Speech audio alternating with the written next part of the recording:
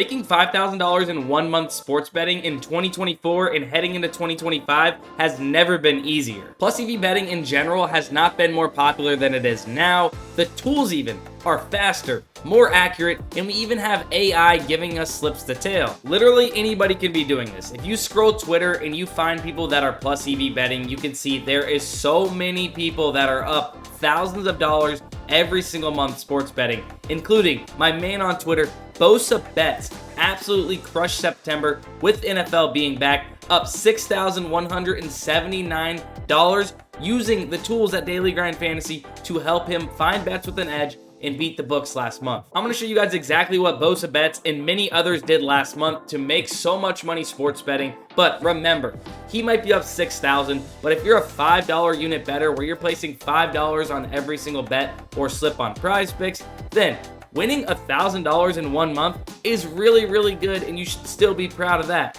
However, not everybody bets the same amount as Bosa or anybody else that might even bet more than him. And that kind of rolls into the very first thing I want to tell you guys about this strategy. You are not going to win a lot of money long term if you're being reckless with your bankroll. If you have $1,000 in your account, then $10 should be your bet size, right? If you have $500, $5 should be your bet size. General rule is never put more than 1% of your bankroll on a play or a slip. Having $500 in your account and placing a $50 wager makes 0 sense, and you're asking to have to redeposit in a very short time period. So yeah, don't be an idiot with your money. But what is positive expected value? It just means profitable sports betting, right? Finding plays that have a mathematical edge against whatever book you're placing it on. In your question, how do you know what's a good bet? How do you find a positive EV bet on, let's say, Prizepicks or any of these other apps? And I'm glad you asked. You would use a tool like Daily Grind Fantasy that's going to help you compare sportsbooks lines and odds back to Prizepicks or any of these other DFS apps like Underdog, Parlay Play, Bettor Picks, doesn't matter. You use a tool to help you because it is really, really hard to manually plus EV bet, right? You have to know what's up on the Prizepicks board, then also go to each and every sports book to line compare and look up whatever game and player prop it is that you're looking up. And there is just not enough time to do that before Prizepicks bumps it. You need this information easily accessible and convenient to you. Daily Grind Fantasy pulls in all of the information from the sports books and DFS apps to one place for you to easily navigate this info. But what's very clutch is it does the math on the back end to find the true odds percent to hit a play has. But how does it do that? It takes the juice that is being given via the sports books for these player props and removes it, right? It removes the juice, which is the money that they're making from you just placing that wager on their sports books, to find the true fair odds percentage, also known as odds percent to hit.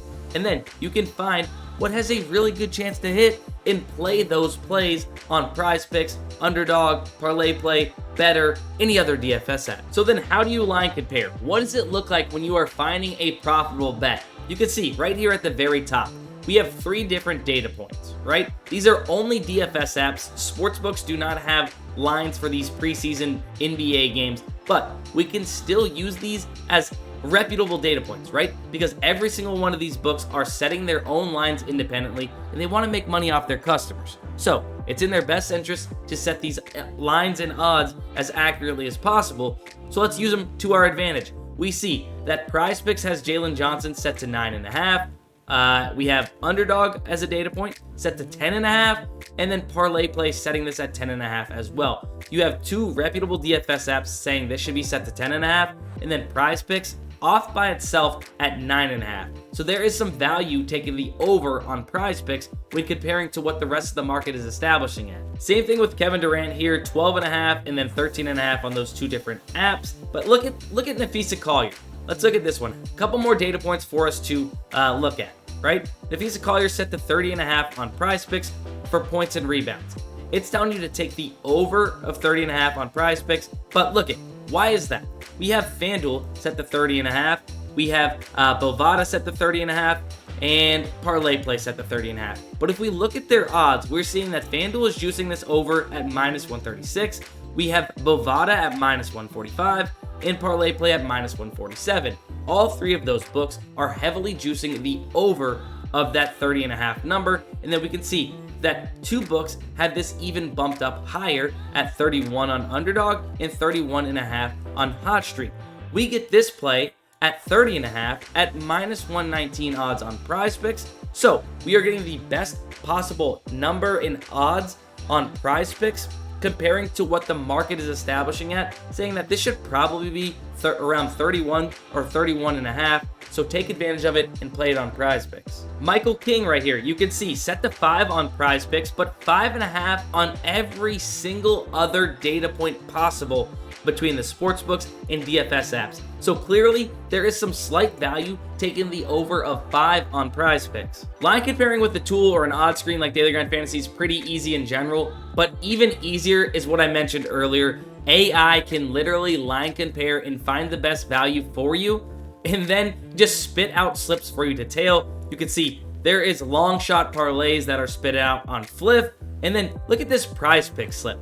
We can reveal this and see what is in this slip, and with one click of a button on Prizepicks, it's going to load up our slip over here, and all we do is put in the amount you want to win, and you have a profitable Prizepicks slip entered in with one click of a button basically.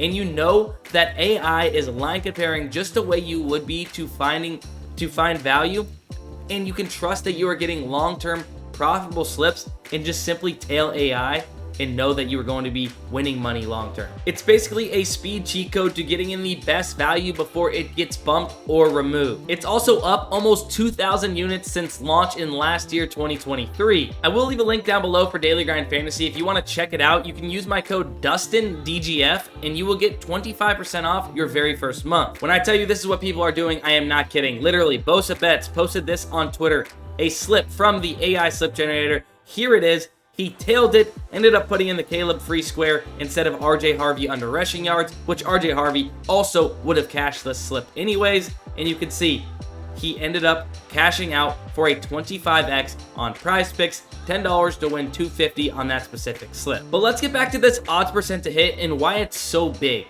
Being profitable on Prizepicks or these other DFS apps comes down to hit rate. How often can you hit your individual props? And if you do want to start winning more money long-term playing Prizepicks, then you need to stop playing 2-mans and 3-mans. People that are winning $5,000 a month playing Prizepicks are not playing 2-mans and 3-mans. I can promise you that. They are doing it the right way, playing 5- and 6-man flexes. Let me break it down for you and why hit rates mean so much on Prizepicks, right? Playing 2-mans, you need to be right almost 58% of the time on your individual legs in your 2-mans to be profitable long term, right? 3-mans, even worse, almost 59% of the time.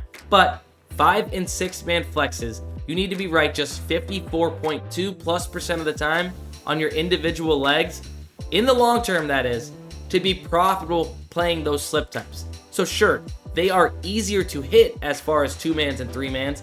You're going to win less often playing 5- and 6-man flexes, but mathematically, they are the easiest slip types to profit playing Prizepicks. So yeah, it makes sense. You're going to hit more 2-leg parlays than you are 6-leg parlays. 6-leg parlays are hard to hit, guys, but because of the payout structures on these slip types, mathematically, it just makes sense to play 5- and 6-man flexes compared to those 2-leg parlays, because it's harder to sustain profitability playing those 2-leg parlays than it is playing the 5- and 6-leg flexes. So it's as simple as this. Use Daily Grind Fantasy or whatever to find 5 or 6 plays that have above a 54.2+% chance to hit and get them in slips together and continue doing this. Do it at volume. And also, let's remember, variance is a thing. You're going to go on a good winning stretch, but there's inevitably going to be negative variance that comes in life and hits you, right? You are going to lose 18 slips in a row before you hit your next one. But guess what? If you lose 18 slips and then hit a 25x, you are extremely profitable over that stretch. You just have to trust the process and continue doing it. And that's why I told you, manage your bankroll so you can stay in the game as long as possible. That's going to be it for this video. Hopefully you guys take this information and implement it and you make $1,000, $2,000, $3,000, $4,000, or even $5,000 like Bosa Bets did last month, this coming month. And if you did enjoy this video, make sure you guys drop a like, subscribe if you're not subscribed already. We post sports betting content like this every single week.